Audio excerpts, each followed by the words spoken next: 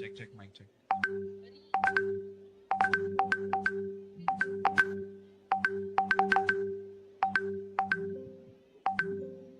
Check mic check.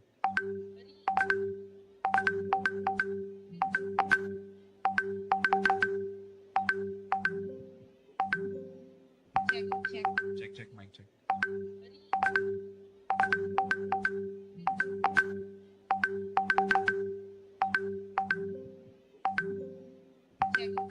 Check mic check. Check mic check.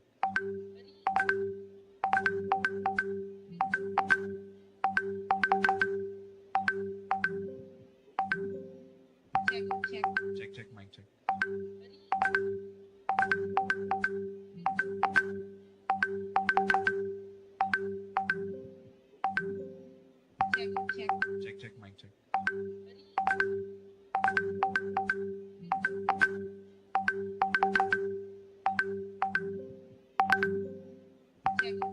Check mic check.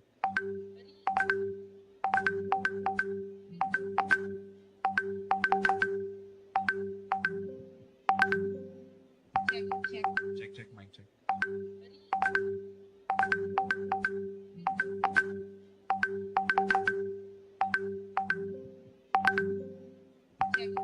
Check mic check.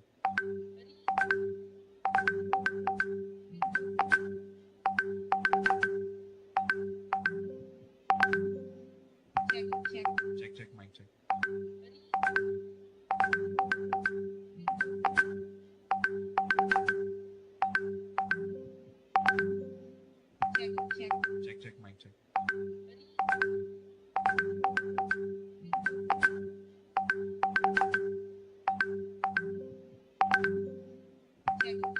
Check mic check.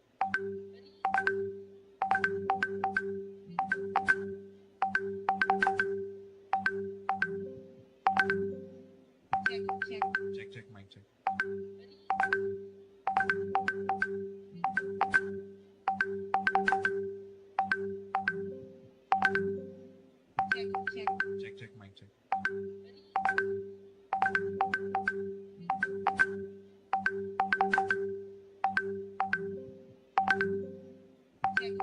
check. Check mic check.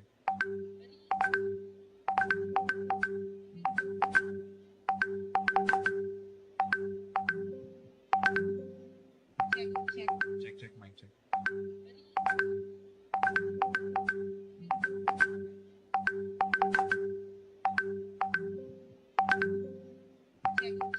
Check mic check.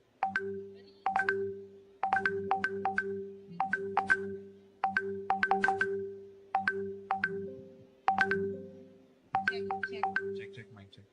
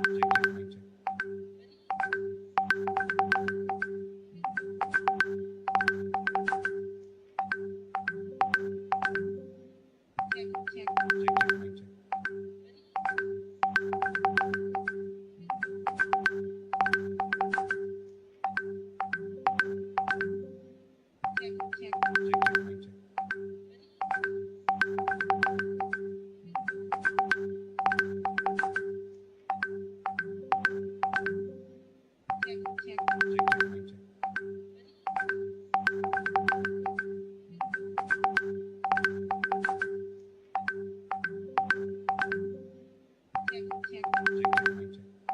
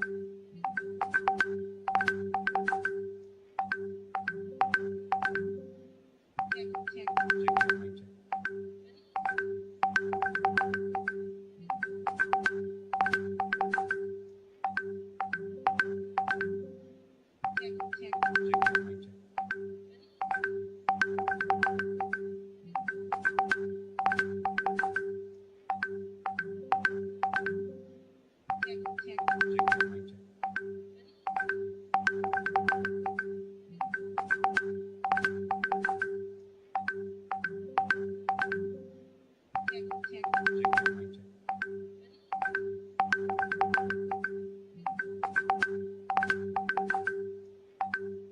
check,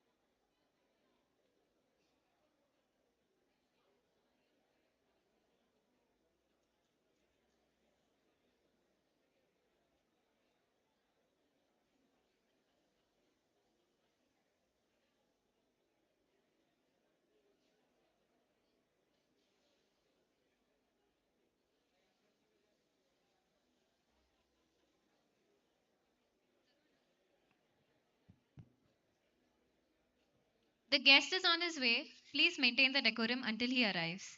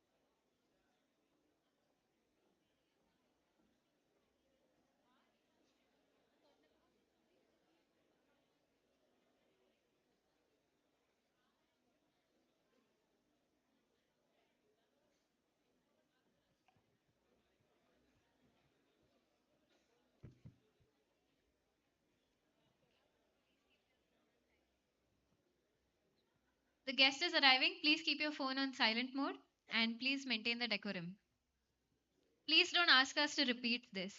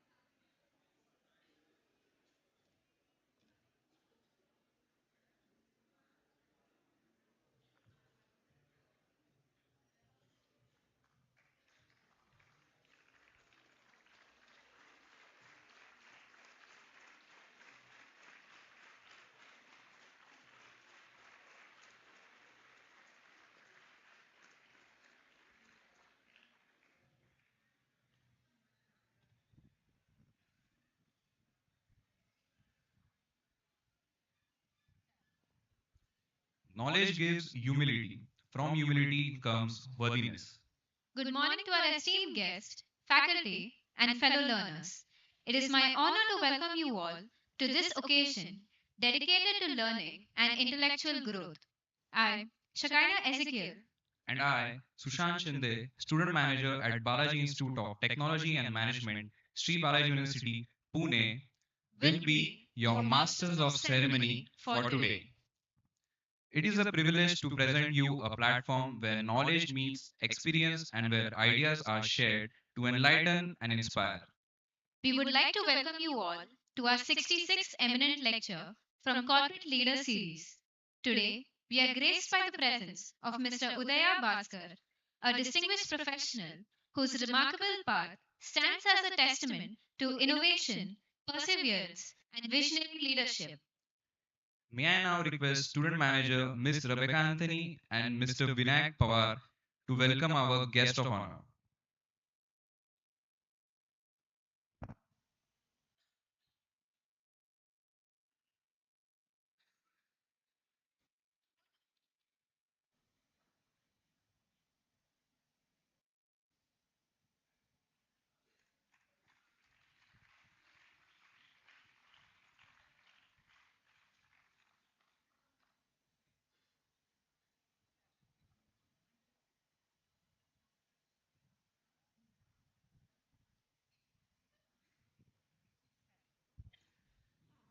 We would also like to extend our greetings to our Chancellor, Sri Balaji University Pune, Professor Paramanandan Balasubramaniam, Sir, Vice Chancellor, Professor Dr. G.K. Shirude, Sir, and all the senior directors and deputy directors, faculty members, and to all our student managers. Sri Balaji University Pune stands firmly on the values of discipline, dedication, and determination, offering students a future oriented education that emphasizes on professional competence, practical skills, and overall excellence. Sri Balaji University is known for its 100% placement records, as more than 300 companies visit our campus for internship and placement. The intense grooming and the maximum learning our records have enabled our student manager to emerge as a leader in the corporate world. On this gracious occasion, we fondly remember our founder, late Professor Dr. Colonel A. Balasubramanian Sir, for his vision to impart quality education to the youths of our country. As we step into the session, let us embrace the spirit of learning with enthusiasm and openness. May today's experience enlighten our mind and inspire us to reach new heights of knowledge and wisdom. May I now request our student manager, Mr. Vinayak Pawar, to introduce our esteemed guest. Thank you, Sushant. Good afternoon, one and all. I, Vinayak Pawar, senior student manager at Balaji Institute of Technology and Management, Sri Balaji University, Pune. I am honored and privileged to introduce our esteemed guest for today, Mr. Udhaya Baskar, Managing Director of COE, a seasoned and distinguished analytics leader with a wealth of experience spanning diverse sectors, including transportation, logistics, retail, banking, and consumer information technology. Today, he leads as a managing director of India Center of Excellence at FedEx, a role he has held for over years. In this capacity, he is responsible for leading and expanding decision science and analytics capabilities for global marketing and customer experience. His leadership is instrumental in driving forecasting, revenue management, and strategic initiatives that deliver critical commercial insights. This is the culmination of remarkable 10-year journey at FedEx, where he has progressed from roles like manager of global pricing COE to senior manager, consistently enabling profitable growth through data-driven strategies. Mr. Udaya Bhaskar's impressive career showcases a consistent track record of building and leading high-performance analytics team. Before his tenure at FedEx, he served as a general manager at Accenture, where he was a pivotal in developing retail analytics offerings and leadings. The service delivery of pricing and promotions analytics for one of Canada's largest retailers. Prior to that, as an analytical manager at Hewlett Packard, he developed retail analytics solutions that directly contributed to sales growth and enhanced productivity for the consumer's PC business. He began his distinguished career at Genpact, dedicating over 7 years to mastering financial and marketing analytics for G Money. He progressed from a business analyst to senior manager, leading multiple teams to provide sophisticated marketing analytics solutions. Throughout his career, he demonstrated as an exceptional ability to synthesize complex information, distill actionable insights, and deliver significant impact through the implementation of advanced analytical solutions. Please join me in giving a very warm welcome to Mr. Udaya Baskar. Sir, the stage is all yours. Thank you.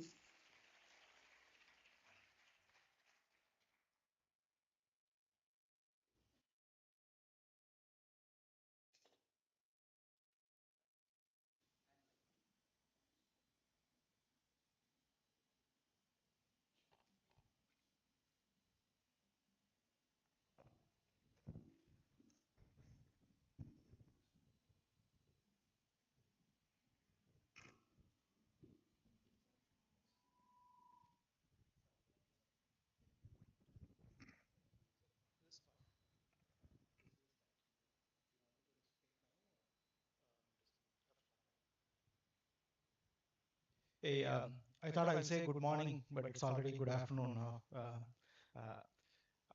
Sorry for the delay, but I had a very engaging conversation with your professors and with your dean, and it was a very enriching conversation. And got to know more about the batch, who I am going to address today, etc.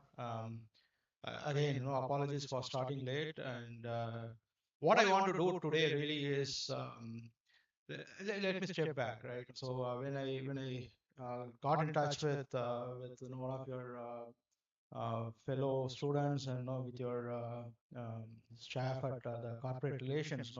When I got the invite to come and meet you, I took the invite and it was probably a month ago, and then I was thinking about what I would want to come and address you all with, right? And there's so much change that we are witnessing right now with so rapid changes in technology and what is happening in that space. I thought, no, that is something that I would want to come and talk about, but not from the technology standpoint today, but no more from the human capabilities and the human skills, who we are and how, as an individual in a workplace, what difference we can make and what unique skills we as an individual can come and exhibit, which is a lot more valuable for the corporation. And also in that bargain, right? How can you build very successful careers, amidst all the change, and still be successful down the line, maybe 5 years, 10 years, 15 years. Building a career is a marathon, right? So you're all just about to start a career. I understand. This is the second year batch. In a year's time, you'll be all working in different corporations, and you'll be just getting started in your career, and it's a long marathon ahead. Another 2 decades, 2.5, 3 decades ahead of you, right? So, what will be really worthwhile for you to kind of think about the skills that are needed, to successfully build a career and then grow in a corporation, right? Irrespective of whether it is technology, whether it is AI, whatever is going to come. That's what we are hearing today, but in 3 years, 5 years, we'll hear something more differently, right? So change is constant and change is going to be much more rapid. But in that situation, how each of you can really succeed.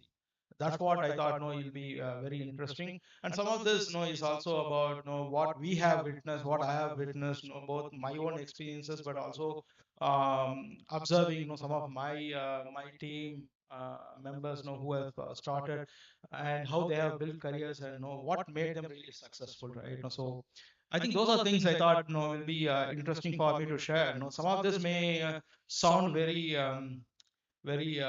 conceptual, right? So the terms I will use, but really, believe me, these are really, really critical factors for success. Right. So we'll also try to make it a little conversational. I understand this large gathering. What I'll do is I'll probably talk about one aspect of what I want to cover, and then we'll probably have a discussion, and then move to the next topic, and then we'll also have a Q&A at the end, so that any questions that you have, we'll probably discuss then and talk about that. Can I get the presentation now?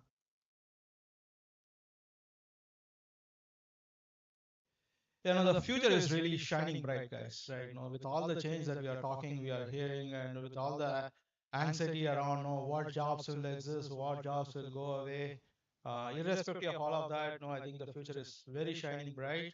And what are the human capabilities that are needed at work for now and next? That's what I want to really touch upon in the next, 45 minutes to 1 hour. But more importantly, right? So while I was trying to build this presentation, I've been kind of mulling over some time on outlining what are the things I want to talk about. Then obviously I went to ChatGPT and Gemini and started kind of assembling the material that I would want to use, but really the framework on what is it that I wanted to cover. The straw man, the wireframe really was my thought process, right? So the reason why I wanted to emphasize that is because there are tools that are going to be available for you. But if you are able to really think through what you want to do, what you want to put together, right? Then all this becomes really tools, enablers for you to really leverage and build it out. So that's going to be very critical. The human cap, even this is a play, right? So the play on the word, right? If you look at um, the subtitle itself, right? Human capabilities at work, right? So at work, if you look at it, it can be both a verb and a noun. right? So again, the context of how I am using it or how you are using it makes all the difference, right? The machine will not have the kind of context that you will have, right? And that's going to help you uniquely position what you can do with machine, right? That's very critical, right? In this example, for example, human capabilities at work, you can use it. You can read the sentence, with at work as a noun, meaning at a workplace, or at work, meaning how are these capabilities at work, meaning how it is used, right? So in both the contexts you can use it, and in the both the contexts, you can kind of build it and kind of create your idea on top of it. But the machine may not know the subtext or know what context you are going to use it, right? Here, the context is at work, meaning at the workplace, right? So again, just a play on that, but for you guys to understand, how important it is, the context in which what you are trying to do, and you know what, no all we keep hearing about, machines can think and machines can reason, and this is the intelligence. Trust me, I think human intelligence is far greater than all of this, and the nuance that you will have, the context you will have, the machines will not have it, at least not right now, right? So we keep hearing about, what next on the AGI, ASI, whatever, but no, today in this current context, I think the human ability to understand the nuance, the context is highly valuable, right? How can you make the tools and technologies, including AI, as an enabler that can help you? I think that's going to be the important subtext here.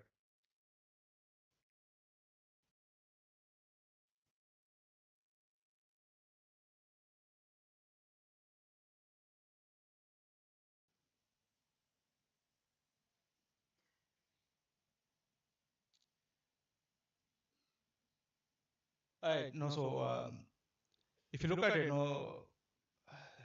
technology is going to be extremely critical, but the human skills. Now, what I mean by the human skills is really the creativity and the empathy, and how you interact with the rest of your colleagues at office. All those skills are going to be critical, right? And if you look at the current version of AI, right, it's mostly about what, right? Now, as you can imagine, the speed at which you can now analyze data, the volumes of data you can deal with, the insights you can create, the rapid prototyping you can do. All of that is possible because you have these new tools, new technologies that are available, and that's going to kind of really accelerate a lot of change, right? So change can be both good, and change can also create a lot of anxiety, right? It's about how you kind of look at it and how you get yourself ahead of it, right? So that's going to be critical.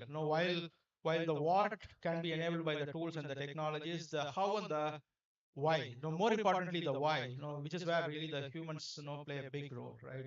Even today, with all the talk around AI, solving for the why is still in the humans hands, right? So when you start your career, keep these things in mind. How are you really asking the question why, and then forming options, and then how to go about doing things, is really in the human's hands, right? So that's what I want to emphasize with, and the focus for today's conversation is really on the right hand side, on the human strengths, really about the critical thinking, the problem solving, the context and the nuance that we get, and eventually, we don't operate in vacuum, right?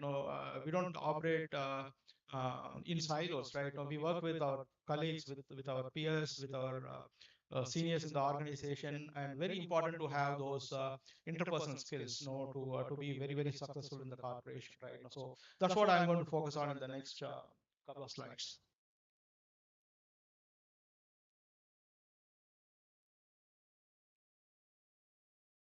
Again, it's not about just looking at facts and figures and what can we do about it, right?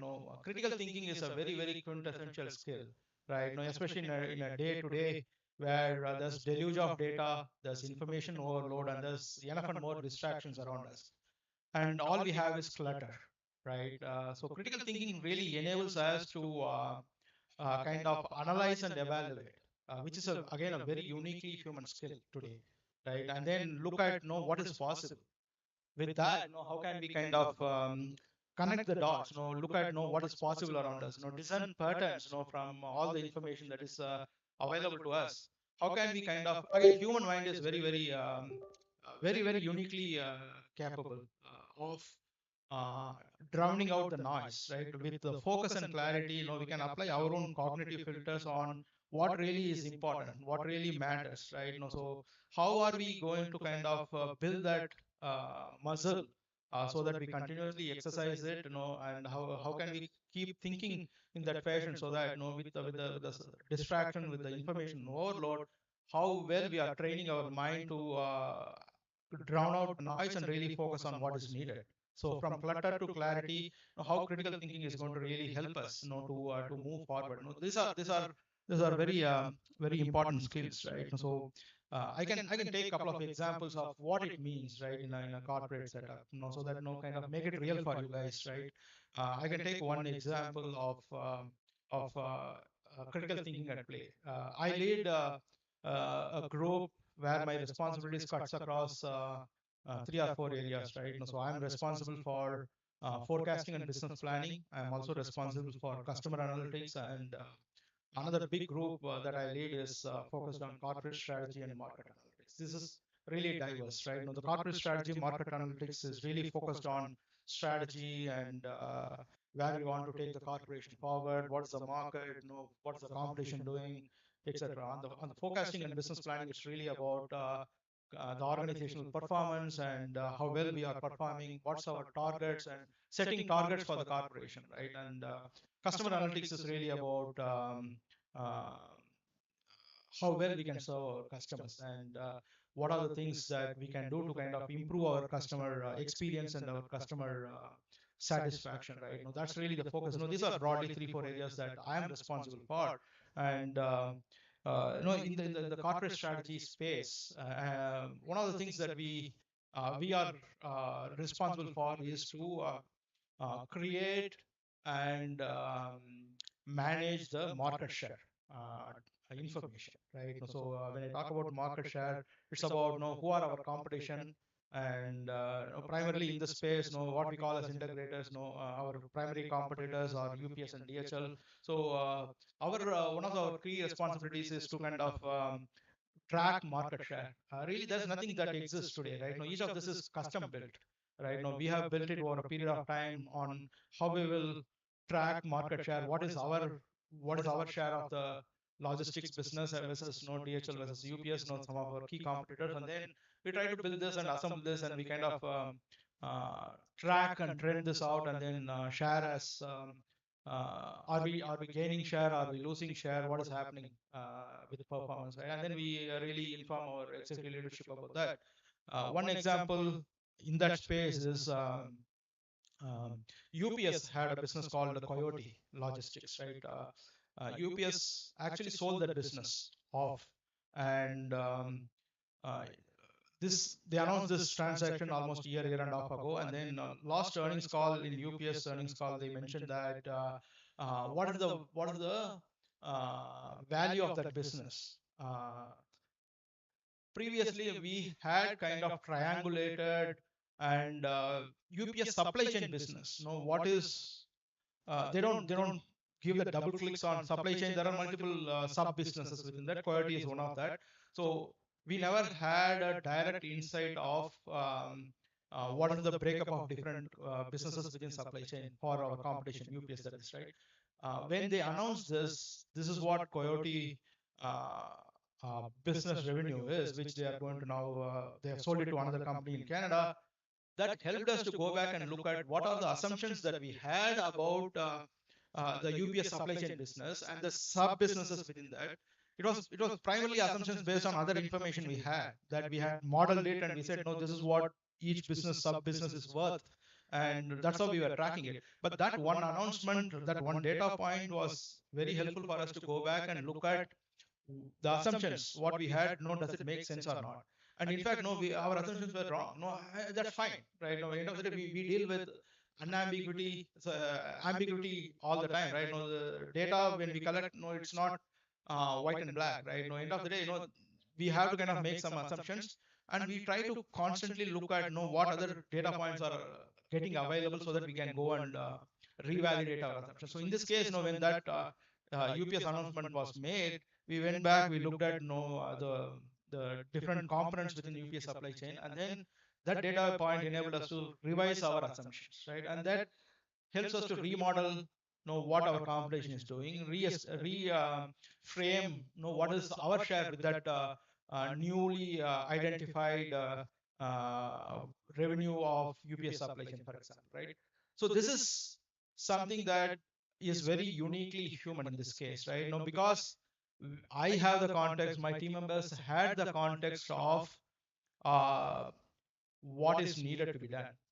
This information data point is just a data point, right? Unless somebody really looked at the data point, tapped into it, and then brought it back to this context, and then applied it here and say, use this to revalidate our assumptions. And when our assumptions were wrong, go and change it, right? No, this is all completely human, right? No, so you are applying your mind, you are kind of applying the filter, looking at what data point is relevant for you that is now available, and then take that and use it to kind of revalidate your assumptions, right? So this is very uniquely human, right? Uh, Important skill to have, because how are you exercising your ability to think? How are you exercising your ability to revalidate your assumptions? Is a very critical skill to have.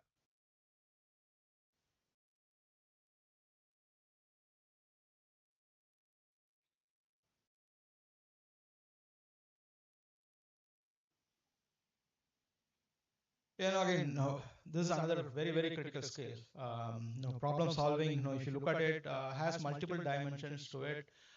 It is very innate for us, as a humans. We don't even think many times, right? We just do it. But no, in our subconscious, we keep thinking about how to kind of go about solving a problem, right? I just kind of laid out a typical problem solving model here, but more importantly, I want to kind of give some examples of how this is a very critical skill in workplace, right? So I can take probably a couple of examples. One is when we are trying to kind of in the planning space, in the forecasting space primarily, right? When we are trying to kind of build a forecast, um, one of the key things that our leadership will always come and ask is, why do you have this number, right, as a forecast?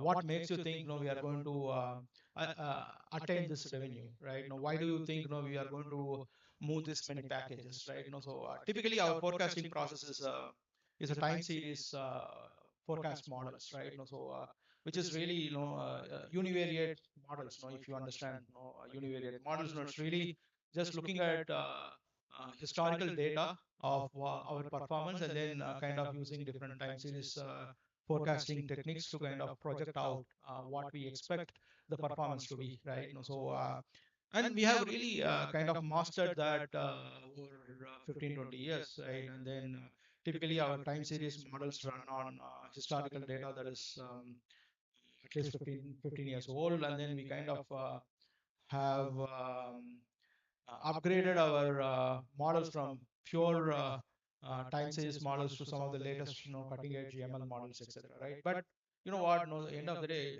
when you go to the executives, they are going to ask the why, right? Why am I saying my volume is going to go down, or why am I saying the revenue is going to go up in the next 3 months, next 6 months, right? Answering the why is going to be very critical. One of the ways that we have done in the past historically is to go and talk to different parts of the business, right? Go talk to sales, so that they can tell us, what are they hearing from our top customers, and then gather that as a qualitative input.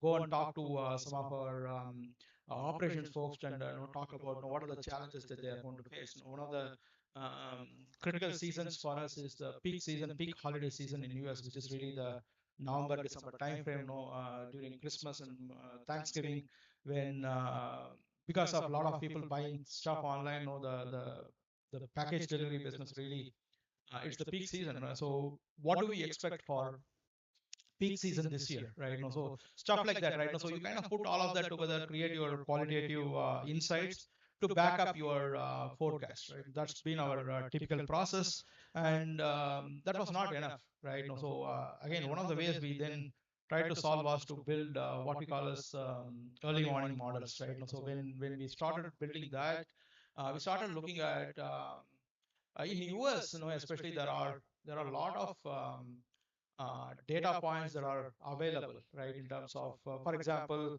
what is the consumption expenditure tracking like, right? PCE is an indicator that is available, personal consumption expenditure of a person in US. How much he or she is spending, right? That's an interesting indicator. Again, Bureau of Labor and Statistics, publishes a lot of these indicators, and then there are Department of Commerce publishes a lot of indicators on performance of various metrics. So we started tapping into several of these indicators and started looking at how those indicators correlate with our performance, and can we get signals from these indicators to answer some of the questions, right? So one of the things that then we did was kind of look at all these indicators, and we started with you won't believe, there are like 20,000 plus indicators, right? We started with all of that, and then kind of really built models to understand what indicators really correlate with our performance, narrowed it down to maybe 20 odd indicators that are really relevant for our business, then zeroed in on tracking those indicators very closely to look at how can we look at yeah, some of this is very intuitive, right? If personal consumption expenditure is going up, probably people are using their disposable income to buy more. Buy more means they are probably going to buy online. If they're buying online, which means somebody has to deliver the package, which means our business is going to probably grow, right? So you can probably do the second order linkages intuitively and make sense, but use this information to kind of correlate with our performance and explain why our forecasts are what it is. So is a unique way for us to go and solve that problem. When the executives keep asking us, why is the forecast looking the way it is, right? Just as an example. Can we move to the next slide? Yeah.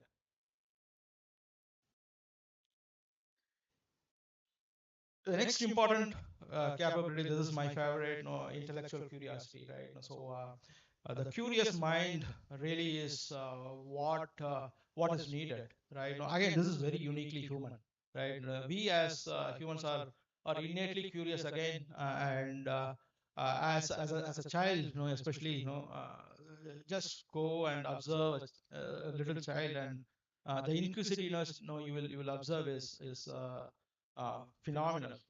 Everything that the kid sees around, he or she would want to understand, why it is happening, and the inquisitiveness is what drives our thirst for knowledge, and curiosity is all about inquisitiveness, and then putting it together, with your own imagination of what we can do, and the curiosity really is a critical skill even at workplace, right? So again, so there are different ways you can apply to practice this at workplace.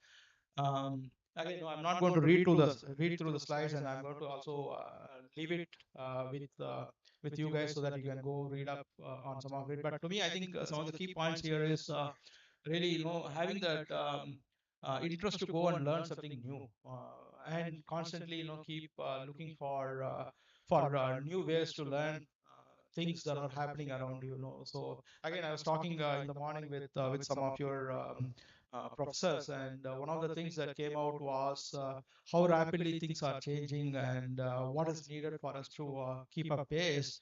And one example I can share, which again I was discussing in the morning, was how what you can do to kind of keep pace, right? One of the things, with my team members, what we do is really try to discuss about what are the different technologies. For example, with Gen AI as an example, if we talk about it, right? There's so much happening, right? So how can we keep pace with that? And what are potential use cases, potential applications for us in the business, in the work that we do, that we can employ.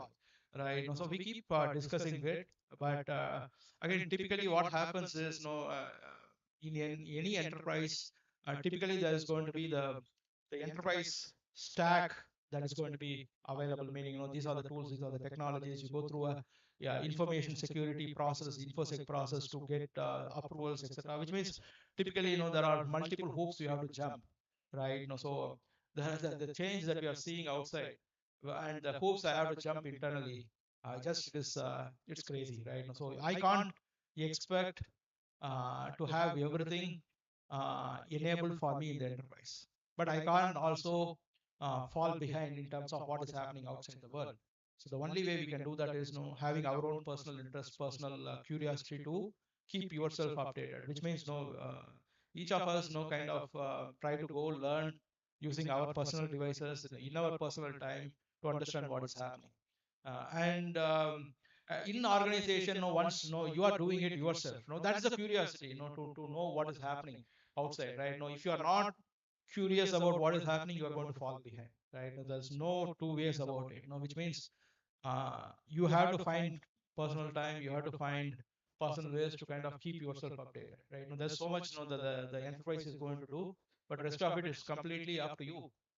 And that's what we do typically, right? So we talk about it, we discuss it, and then we also try to kind of bring it back to, what are the applications for FedEx, right? And wherever possible, without, again, the data privacy and data security is extremely critical, right? I can't just take FedEx data, use it on my personal laptop. No, absolutely, it's a big no-no, right? Which means you have to find out ways to kind of experiment on your personal devices, but that is relevant for what you are trying to solve for.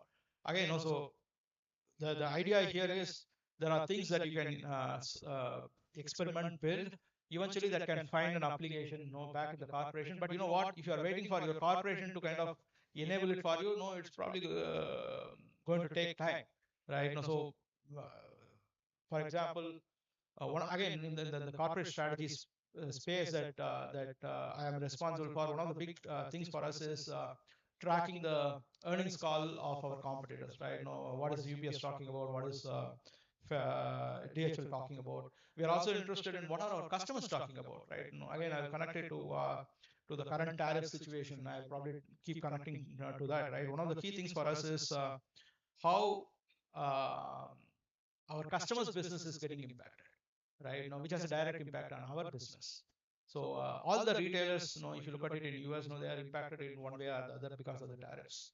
And what does it mean? Which means, go read up on what is Walmart talking about, what is Target talking about, what is all these are big retailers in the US, by the way, right? So we are very very keen on what is the commentary uh, on things like inventory pull forward, for example, right? So because of tariffs, a lot of these retailers started shipping early, to stock up, right? So what are their inventory levels looking like? What is the commentary on inventory level? What are they seeing their consumers doing, right? The end US consumer is buying more, buying less. What is the commentary on the US consumer? What are they talking about prices, right? Are they increasing prices? Are they reducing prices? What is happening? What are they talking about their costs, right? Because tariffs at the end of the day is going to increase their cost of goods, right? So what is the commentary on cost? What is the commentary on inflation and inflation expectations? What is the commentary on macro economy and US economy in general? No. So all these are important factors that we are very much interested in, and we want to understand what each customer is talking about, in their own sphere, right? So just think about, so we are talking about tracking at least 20-25 retailers. We are talking about tracking our competition. Okay, there's enough and more data. All of this is publicly available, right? It's not FedEx proprietary information, right? No, I'm interested in what is Walmart talking about, and Walmart publishes it somewhere else. There are some third-party sources that we have access to, but still it is not FedEx data, right? All of this data, I can take it and I can put it in external in my personal laptop because it's available for me. If I only go and search and look for it, it's available. Then take all of that, then start synthesizing this information using the Gen AI tools, whatnot, right? How can you then synthesize and bring insights? This is something that we are doing right now, right? This is the earning season in US. By end of this week, most of the retailers would have published their second quarter earnings call, and come next week, my leadership wants me to give an assessment across all this, and they will take it to our CEO and our board and talk about some of this, because everyone is interested in what is the commentary, because it is going to directly impact our performance, right? So I can either say, hey, FedEx, we have to kind of have all these tools, technologies, or what, so I have to be very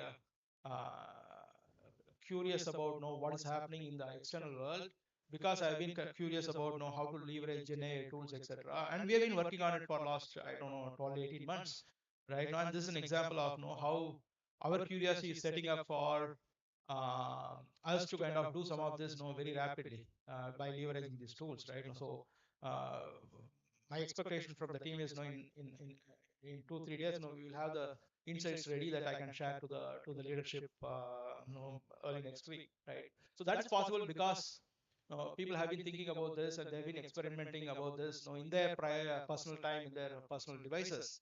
And there are conversations in the corporation now on how can we leverage some of these tools, technologies. Again, as I said, the corporation is going to lag behind the technological advances, right? It is up to each of us to kind of keep pace with the external world in our own ways, but very very critical how we do that. Yeah.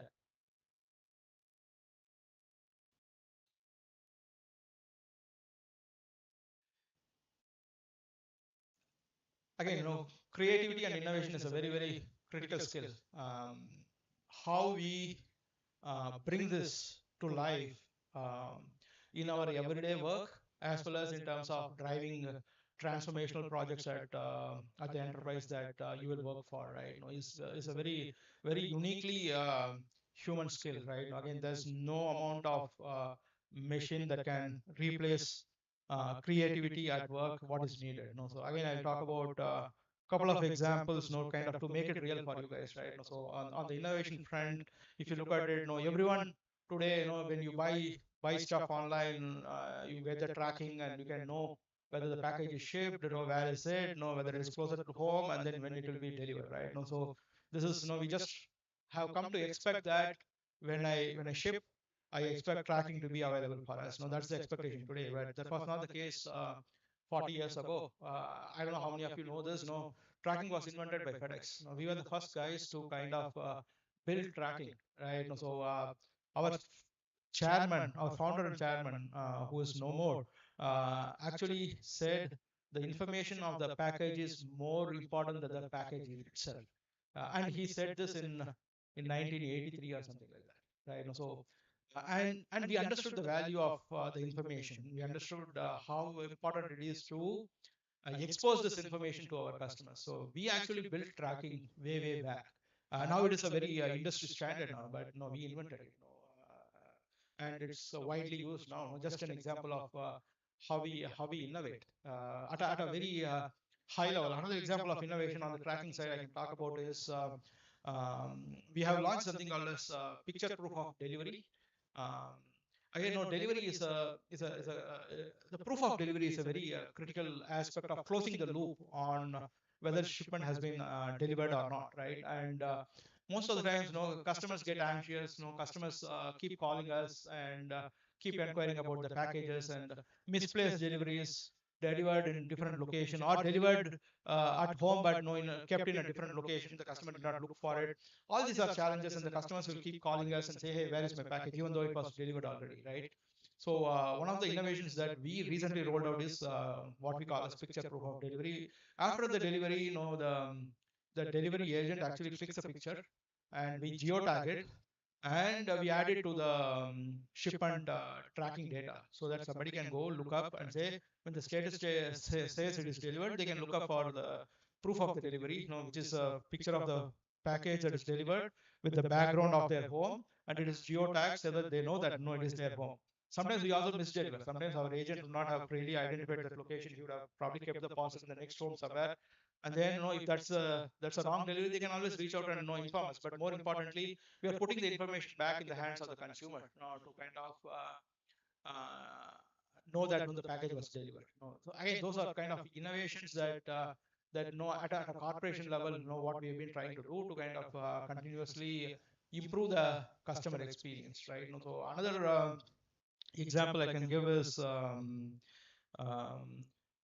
the innovation I talked about, the EWS, the early warning system models I was talking about, the forecast explainability, right?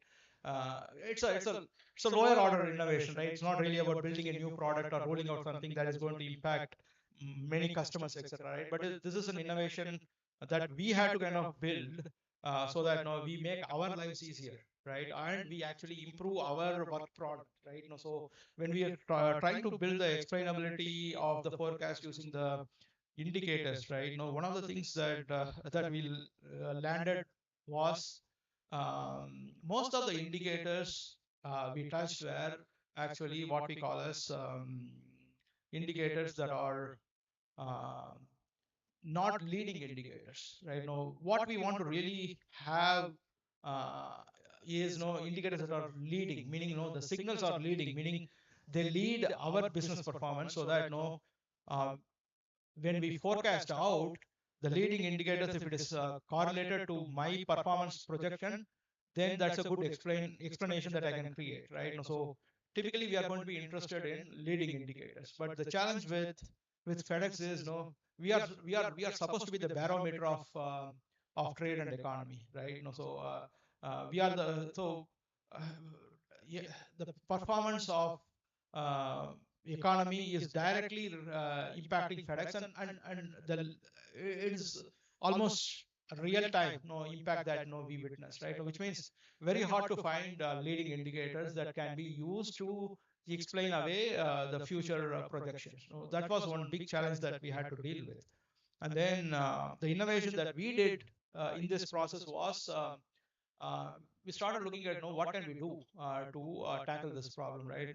One of the ideas that came up, in fact, one of the guys that we had hired, he comes from a financial analysis background, and his idea was, hey, listen, we have something called as, I don't know how many people are interested in stock trading and trading stocks, especially if you are talking about technical analysis of stock trading. People in the finance team finance specialization can probably appreciate this better. On the technical analysis, you are more interested in the momentum of the stock price performance, right? So you kind of measure momentum, right? Now the momentum is a good indicator of what you expect the share price to be, whether it's going to go up, go down. So you track momentum. It's one of the key aspects of the technical analysis in the stock trading, right? And then one of the concepts there is moving average convergence divergence, MACD it is called, right? MACD is a very popular technique used to kind of measure momentum and used in technical analysis of share prices, right? So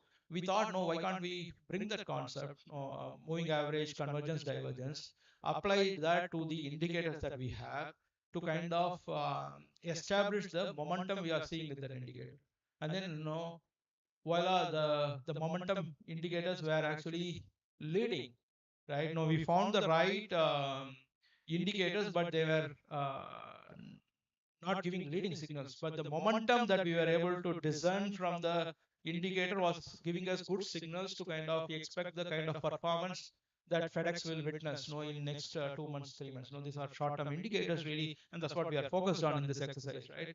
So again, the innovation here is really applying a concept somewhere else, but finding application here to solve for a problem where we were struggling, right? So uh, the plain indicator and the projections of the indicator was not good enough, but the momentum indicators that we were able to derive was a good signal that we were able to pick up to correlate with the expected FedEx performance, as an example, right? These are things, again, this is about application of human mind here, right? How you are connecting the dots, how you are kind of thinking about the problem statement from different lenses, and then trying to find application of a completely different idea that is quite popular in another field, but it can be also relevant for you. But you have to kind of apply that different lens to see how can you learn and how can you experiment, and then most of the times it will work. Sometimes it will not work, but the most important thing is you keep thinking about it, and you try to find out different ways to solve for the problem, right? So that's very very critical, and uh, you have to be creative. There's no other way, right? Either you are going to be very very process oriented, meaning tell me what I have to do and I will do it. You know what those jobs are going to be taken by the machine, right? So again, I'm not I'm not a big uh, believer of no AI taking all the jobs out. No, so I think that is some time away, but no, it's coming. My sense is it's coming for some of the jobs, where you don't need humans to be doing it. Honestly, you know what? No, why should I even be doing it, right? No, so where is the joy in doing things where I'm not even applying my mind, right? So I'm not a robo, right? So I think I'm better off giving it off to the machine to do that work, right? The joy for me is really about applying my mind and thinking about it and solving things, that gives me the sense of satisfaction of solving it, right? I think humans are again very uniquely positioned to do some of this, and in the past, people had to do things which are very repetitive, and people had to also do things that are very very creative and very innovative, right? Both the roles existed in the corporation, but the roles that are repetitive, the roles that are very SOP driven, are probably getting ripened for disruption, right? So that's okay, as long as you are focusing on the other side of the jobs, which is really about applying your mind and being creative and being innovative. Those jobs are going to continue to exist, and those jobs are going to be very relevant and are going to be very much in need. And you have to kind of prepare yourself for those jobs, really. Next slide, please. This is another extremely important factor, especially for things we do on the corporate strategy side, right? Understanding the business, understanding the dynamics of the business, being on top of it, understanding the different drivers, and knowing how a corporation makes money, right? Where do we generate revenues from? Where do we spend our costs on? And eventually, what's the profits we make? And in the whole process, right? What are the different activities that are done, and how much we spend on each activity, and understanding that is very very critical. That is knowing about your own company, your own organization to that detail. But that's not enough, right? You have to also understand how your competition is set up, what is their business model, what is how it is different from your business model, and what are the strategies that you are deploying, what are the strategies that they are deploying, and how it is going to set you up in the future. End of the day, uh, we want to continue to grow, continue to deliver value for all the stakeholders, which is part of the reason for corporations to exist. And as an individual, how interested you are to kind of learn about all these things, showing that curiosity to understand this. This is one of the key things we actually look for in people that we interview, right? So how often they have kind of done the research, understood the business model of FedEx, did some research on the industry, and have a good sense of what is happening, right? So which we think is a very very important aspect, right? And when I talk about again, so the whole tariffs, I can talk about tariffs here again, right? So so many changes, since Trump took over, with the announcement of tariffs, that not a single day goes by without we going back and revising our assumptions and revising our expectations on what's going to be the impact on FedEx, right? So again, very very critical for us to be on top of markets, be on top of what is changing, from a regulatory perspective, what is changing from a customers also, so what's happening, especially in our businesses. Our customers are also becoming our competitors, right? All of them are setting up their own delivery wings. They're acquiring delivery businesses, especially for their store to delivery from stores to homes. And you know what, that's going to be a significant uh, challenge for us, significant impact that we can expect, the way some of these changes are happening. So for us to go understand what's happening in that space, what's Walmart doing, what is Target doing. Each of them have acquired their own they've built, and they've also acquired companies who are capable of delivering it from their stores. and we see that co-optation, right? No, they are our customers, but no, we see them as competition, right? So how those trends are going to play out, no, very very critical for us to model that out, know what is the impact, and then kind of factor that in terms of our long range planning. So again, no, extremely critical. Again, depending on no roles, no, the level of exhibiting these skills are going to vary, right? No, so again, as I said, no, in my life at FedEx, no, one of the roles that I play is really the corporate strategy role, you know, where it's extremely critical for me and my team to have significant focus on constantly sharpening our business acumen and constantly be on top of markets and competition and customers.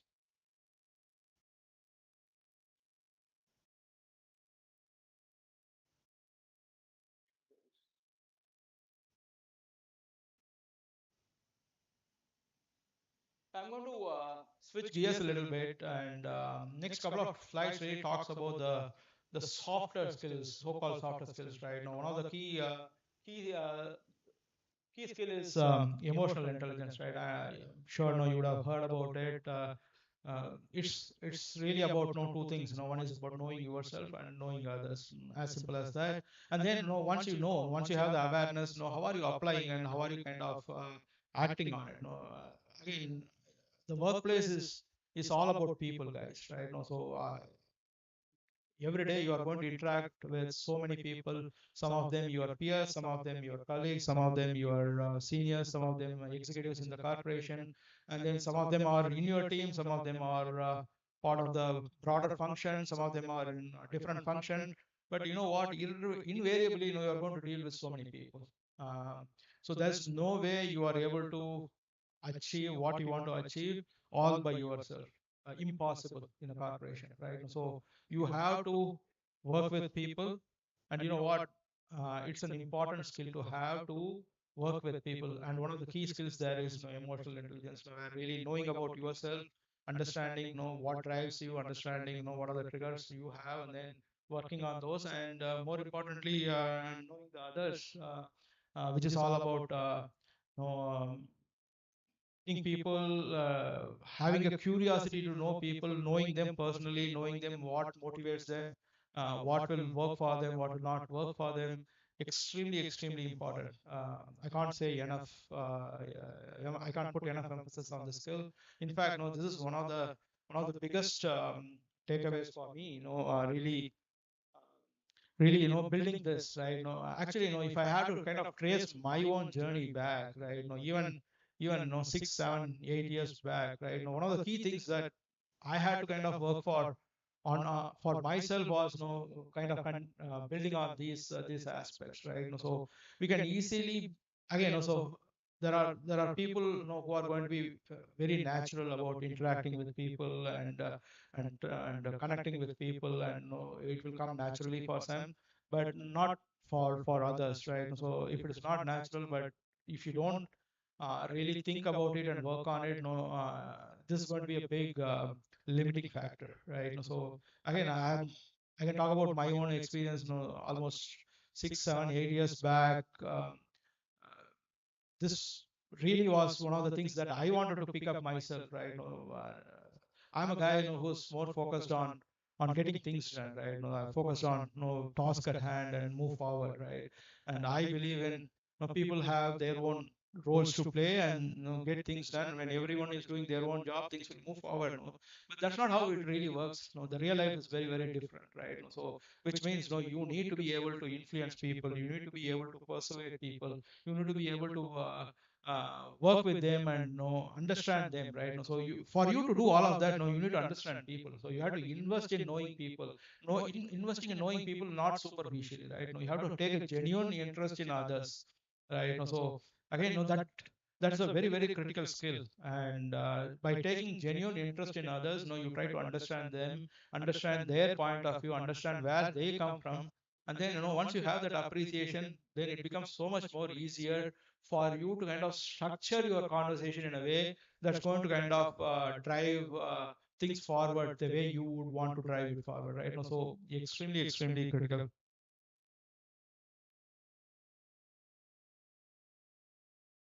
again, this is a related competence. No, so once you know who you are, once you know uh, who you are dealing with, then this is about how you deal with them, right? Again, as I said, no, you are not going to accomplish things in isolation at a workplace. It's always about working with people for different reasons, right? Again, no, you are going to come across people from different walks, no, and no, they are going to be part of your team, they are going to be part of your function, they're going to be part of other function, or you're dealing with your leaders. Again, each one will come with a different expectation, each one will come with their different uh, motivation. So how are you going to kind of engage with them to still drive what you want to drive forward, right? So which means sometimes you have to persuade, sometimes you have to negotiate, sometimes you have to compromise, sometimes you have to give up something, sometimes you have to take up something. So again, there's I can't emphasize this enough, right? Again, there's no way a machine is going to do all of that, right? If you look at the last two skills, right, emotional intelligence and interpersonal skills, these are very uniquely human and highly successful people have demonstrated superlative abilities on these skills, right? The earlier you start on recognizing this, working on it, sharpening it, the better you are going to be.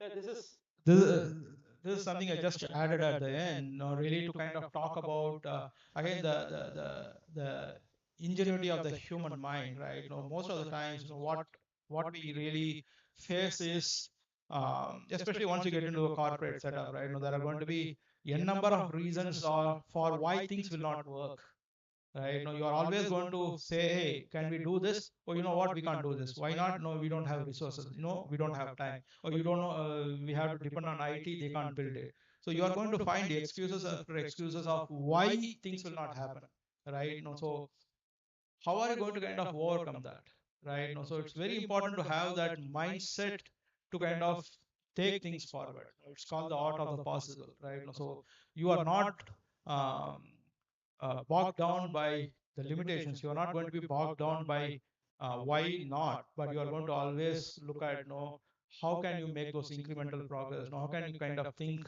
differently? How can you kind of mobilize new ideas, mobilize resources creatively, right? So again, this might look like a theoretical construct here, but no, when you come to office, no, when you face people real time, right? So more often than not, you're going to find excuses for why things can't be done, right? So how are you going to kind of overcome that? How are you going to kind of, again, this is uniquely human.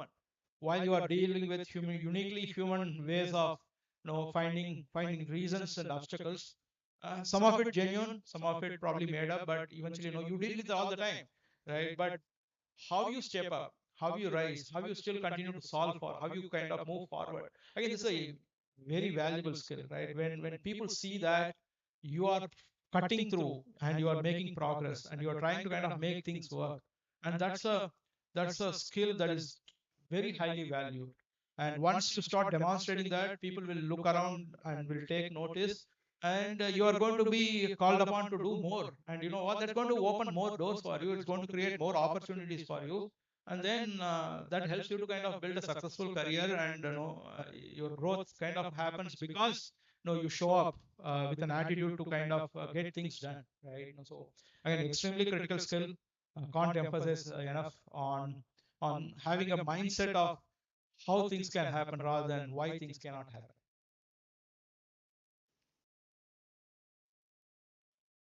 That's all I had. So, any questions?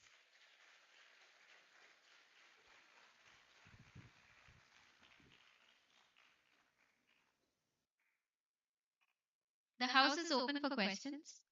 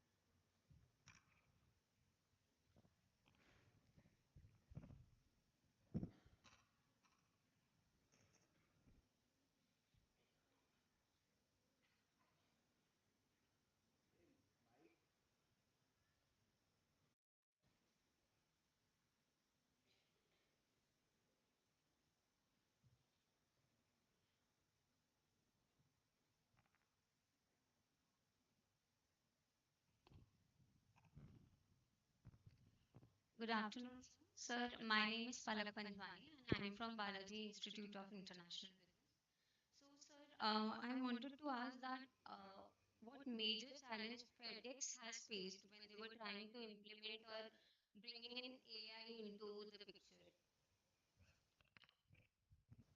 Again, as I said, typically one of the things that we need to have is a mind to experiment, right? And with the changes that's so rapid and the applications that we can think of, across various parts of business, right? So uh, the pace of application is where I think we can definitely get better, right? So I'll take a couple of examples of what we are trying to do, right? So in different spectrums, right? One, if you look at one of the key things from an operations perspective, right? How we load our trucks, how we load our aircrafts is a very significant aspect, because what we call as the density of what is loaded into the flight or truck, right? So if depending on how you load it, you can kind of try to make that lot more denser, right? So and if your load is not dense, you're carrying air, and that's waste of resources if you look at it, right? So that's one key aspect for us. And if you look at the some of the recent advancement on computer vision, especially, right? So we have now cameras that are mounted within the truck, which is kind of monitoring how the truck is loaded, right? So that we can kind of do the analysis of that and try to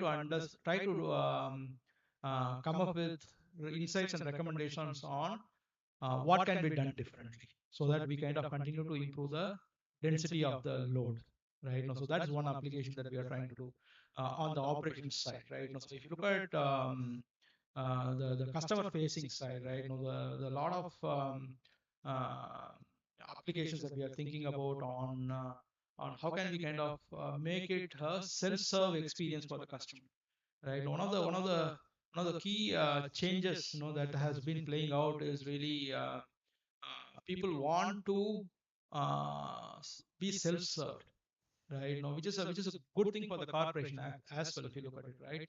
If I can really make things available for the customer in their hands, in their mobile, right? They will be fine with finding out what they need and they will move on, right? So you have to make it as frictionless as possible for them to kind of find what they want to find at the time when they want to find it, right?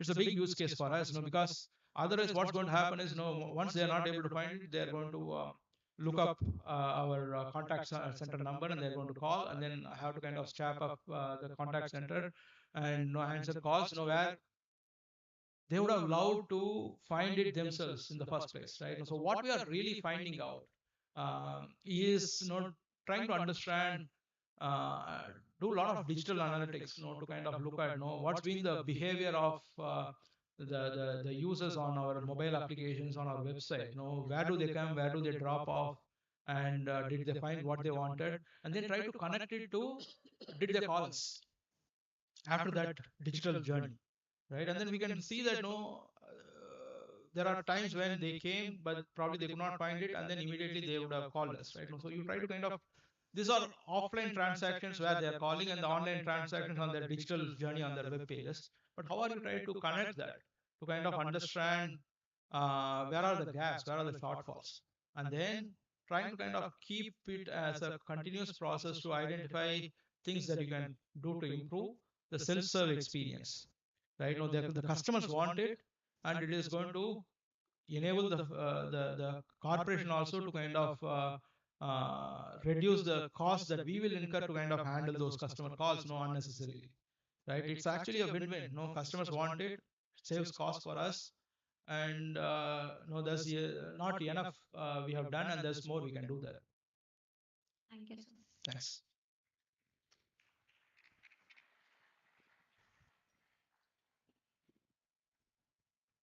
Hello, sir. A very good afternoon. Myself, Shruti Agnihotri, member of Corporate Relation Team at Sri Balaji University. And the question of mine is, as FedEx collaborates with IIT Madras through the Smart Center, focusing on areas like AI and EV, infrastructure and autonomous delivery system, which of these technologies do you think will impact India's logistics sector the most? Yeah, I think all.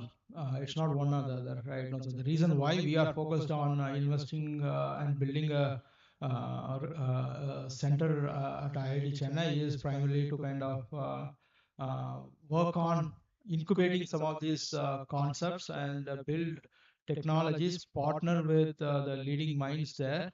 And the focus is not just what can we take and apply here in India. But no, I think we think what we can build out of India can be built for the globe. Really, right? No, these investments are not really made with specifically for focus on what can we uh, build out specifically for applying here in Indian context. Even though no, the Indian context is very different, right? No, yeah, for that matter, every global context, no, you have to kind of localize, you have to contextualize for that market. But no, I think some of the tech stack can be still the core tech stack can be still common, and then how you take it and customize it for each regional application can vary, right? No, but the focus really is not on one or the other. No, if you look at um, one of our key um, uh, focus is from a sustainability point of view, from contribution to environment and where we want to move as a corporation in terms of driving sustainability is we have our own sustainability goals for 2040 2040, which is really about how can we become net neutral, broadly speaking, in terms of how much we kind of contribute and how much we kind of um, improve on the kind of uh, environmental impact that we create, right? So again, we are a major cargo airline. Also, all the aircrafts that fly for FedEx, they are all having its own environmental impact, and we want to kind of focus on sustainability. So the goal is really to see what can we do with EVs, what can we do with other technologies also. So sustainability and focus on driving sustainable energy usage is a big focus area, and we have struck our neck out, and put a target and said by 2040, we want to be in a much better place. A lot of these investments are also kind of geared towards driving innovation in that space.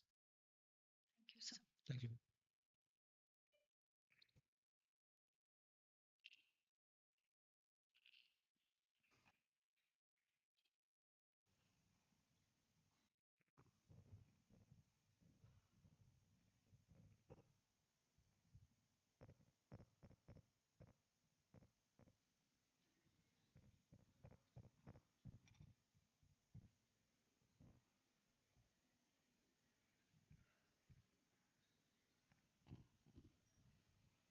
Hello, sir. I'm student manager Rebecca Anthony from BITM. Sir, how has root cause analysis helped you in problem solving? And were there any damage control options that you had? Yeah, so I will not be able to answer it from a operational aspects, right? So I'm sure there are other because I'm not directly involved from an operations perspective, but even though it's a very um, critical aspect, right? So but I can give you broadly, what happens at FedEx, and how we kind of manage operations, and how we kind of try to kind of run very smooth and efficient operations, right? Now we have something called as QDM, right? You can go and Google up. This is quality concept at FedEx. Now we call it as quality driven management, and there's something called as able process that we do, right? Now wherever we find an issue, right? One of the things that we do is start with the root cause, right? And then we have a concept called as quad QAT, quality action teams, right? So as part of the assessment, we kind of know if create quads, the quality action teams, and then they take the responsibility of really building what is needed to be done to solve the problem, right? And then we follow something called as a able process, right?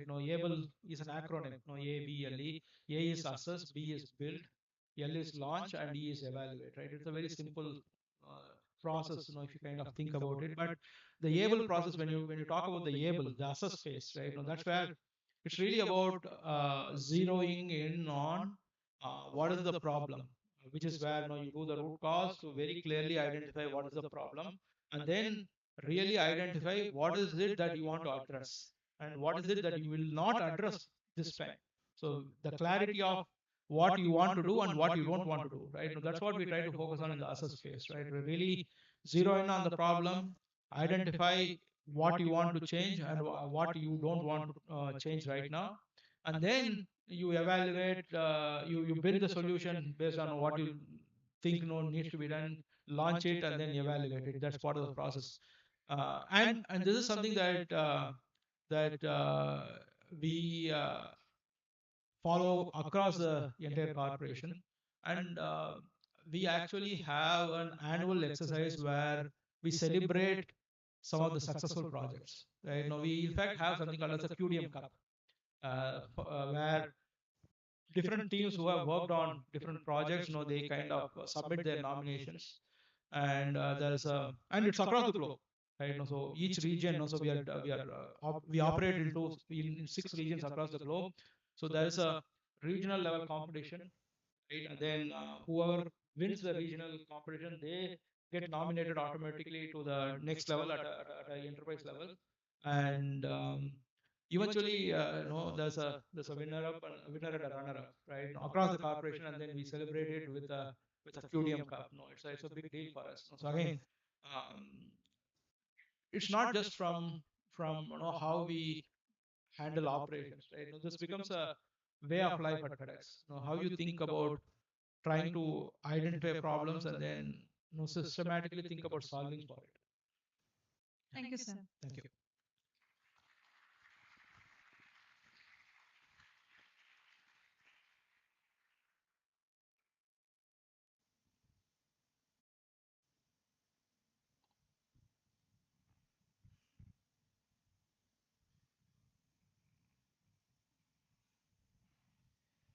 May I now invite Dr. Abhijit Lelesa, Head of Department Business Analytics, to present a token of appreciation to our esteemed guest.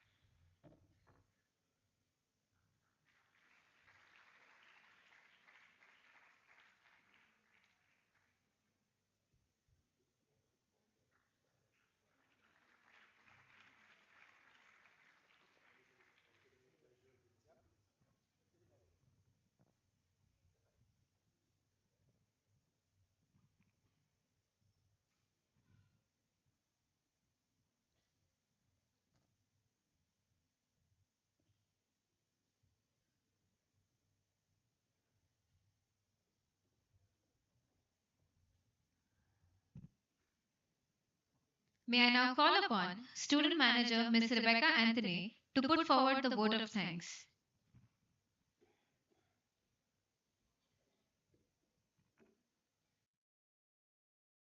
I, Rebecca Anthony, Senior Student Manager at Balaji Institute of Technology and Management, consider it a delight to extend gratitude to our distinguished guest of honor, Mr. Udhaya Baskar. Your presence today did more than just mark an event, it infused our gathering with purpose and vitality, transforming it from a routine academic session into a moment of shared inspiration. Sir, your address transcended the format of a session. It felt like an exchange of ideas and experiences. I shall try to capture the spark of wisdom that illuminated our session. Your main focus remained on human contact at work, which will help being successful in midst of change, which is rapid and remains constant. Future is bright as the context you have as an enabler a machine may not have. Answering the hows and whys still have the human element of critical thinking, walking from clutter to clarity. There's joy found in roles that keeps minds running and the art of discovering possibility and many more. On behalf of my peers and our institution, I wish to express sincere reverence. Thank you once again for being more than just a speaker to us, for being an example, a mentor in spirit, and a source of inspiration we carry forward. Thank you, sir.